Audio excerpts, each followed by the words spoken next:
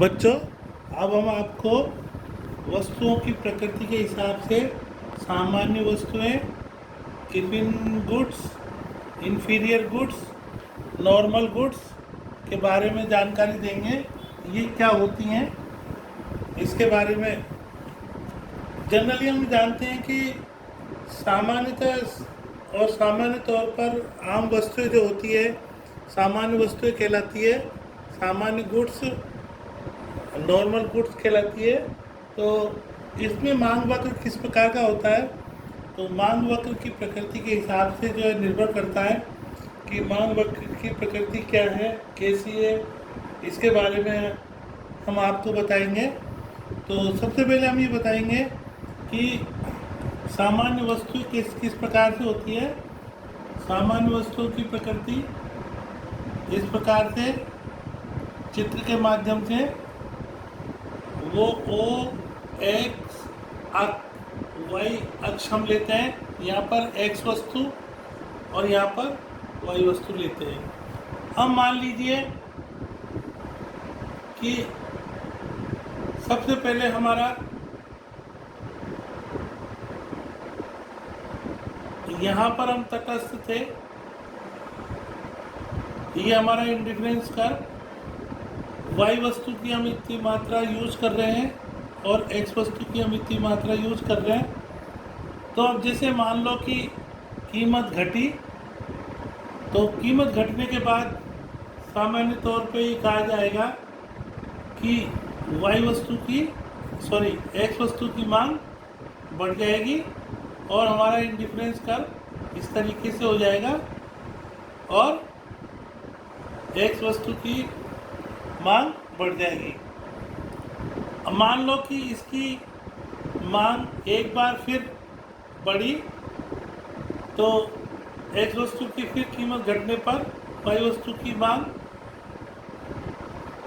को स्थिर रखते हुए इसकी वापस मांग बढ़ जाएगी और वाई वस्तु की घट जाएगी।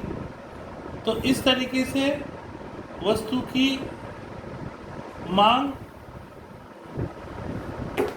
कीमत कम होने पर उसकी मांग बढ़ना ये सिद्ध करता है कि एक वस्तु की कीमत बढ़ने पर सामान्य तौर पर जो मांग बढ़ती है वो किस प्रकार से बढ़ती है। तो इस तरीके से हमारा जो है ये पीसीसी प्राइस कंजम्पशन कर्व, कीमत उपभोग रेखा जो इस प्रकार से निकलेगी। तो इस तरीके से हम ये देखेंगे कि सामान्य तौर पर कीमत उपभोग रेखा किसी वस्तु की कीमत घटने पर लगातार ढलान लेती हुई होती है और ये नीचे की ओर वस्तु की तरफ बढ़ती है। इस प्रकार से हम देखेंगे कि सामान्य तौर पर नॉर्मल गुड्स का व्यवहार इस प्रकार से होता है। अब हम देखेंगे कि दूसरी तरफ हम ये देखेंगे कि किस तरीके से इंफीरियर गुड्स, सुपीरियर गुड्स और गिफिन गुड्स के संदर्भ में मांग वक्र किस प्रकार का होता है, ये हम आपको बताएंगे। अब हम इसे यहाँ पर मिटा देते हैं और नए सिरे से आपको ये बताएंगे।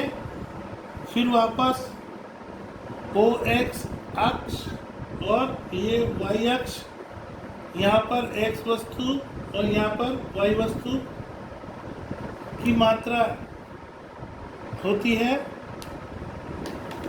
अब ये देखेंगे कि किस प्रकार से वस्तु की कीमत और मांग बढ़ती है।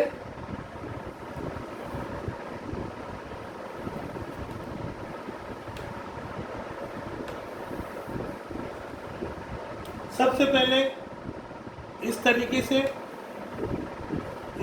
हम देखेंगे कि यहाँ पर हमारा सर्वप्रथम हम यहाँ पर तटस्थ थे अब उसके बाद इनकम बढ़ी, इनकम बढ़ने के बाद वस्तु की मात्रा अधिक खरीदेंगे तो जो है उस वस्तु की मात्रा हम इस ए बिंदु से लेकर के बी बिंदु पे पहुंच जाएंगे।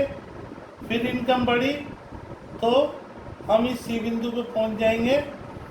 अब मान लीजिए कि हम ये देखेंगे कि इन दोनों में से ये कि बजट रेखा जैसे जैसे बढ़ रही है वैसे वैसे उसकी मांग बढ़ रही है।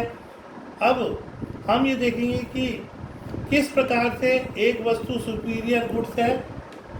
अब हम ये मान के चलेंगे कि इस बिंदु के बाद सी बिंदु के बाद वो उपभोक्ता डी बिंदु पर पहुंच गया, तो इस तरीके से ये डी बिंदु की तरफ हमारा चले गया। तो इनकम कंजम्पशन कर्व जो है हमारा का झुकाव वाई की तरफ हो गया।